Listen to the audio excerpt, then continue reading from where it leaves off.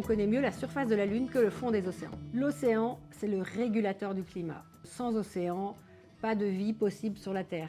Pourquoi? Parce que la moitié de l'oxygène qui est émis sur la Terre provient de l'océan, parce que l'océan capture entre 25 et 33% du CO2 qui est produit également sur la planète et 90% de l'excès de chaleur de nos activités humaines.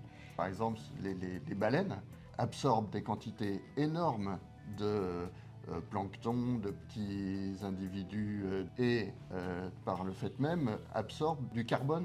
Et lorsqu'elles meurent, eh bien, elles coulent et ça fait un puits de carbone, c'est-à-dire une grande quantité de carbone qui est en quelque sorte séquestrée dans le fond des océans. Les menaces qui pèsent sur l'océan sont extrêmement variées. La première qui nous vient à l'esprit, c'est la pollution par les plastiques. Toutes les minutes, c'est un camion poubelle de plastique qui se déverse dans l'océan. L'océan est aussi menacé par l'acidification, donc l'excès de CO2 dans l'atmosphère qui est ensuite capturé par les matières vivantes de l'océan. Et puis, on peut évidemment penser à la question de la surpêche. Et enfin, la destruction de toute une série d'écosystèmes marins qui sont indispensables à la bonne santé de l'océan. En gros, c'est toutes les utilisations, les surutilisations que l'homme peut faire de l'océan. Bien sûr la pêche, mais pas que. Et puis, toutes les pollutions, toutes les destructions d'habitats qui sont effectivement dommageables à la bonne santé des océans. La surface de l'eau, on la connaît. Elle représente 70% de la surface de la planète. La question de la découverte se pose quand on va dans des zones qu'on appelle aphotiques, dans lesquelles il n'y a plus de lumière.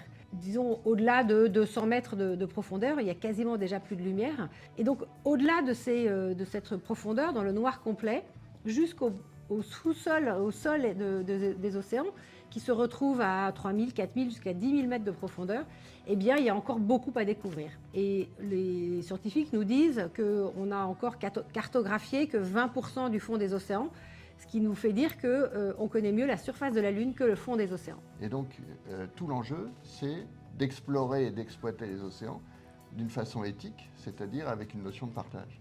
La 3e conférence des Nations Unies pour l'océan se tient à Nice début juin 2025.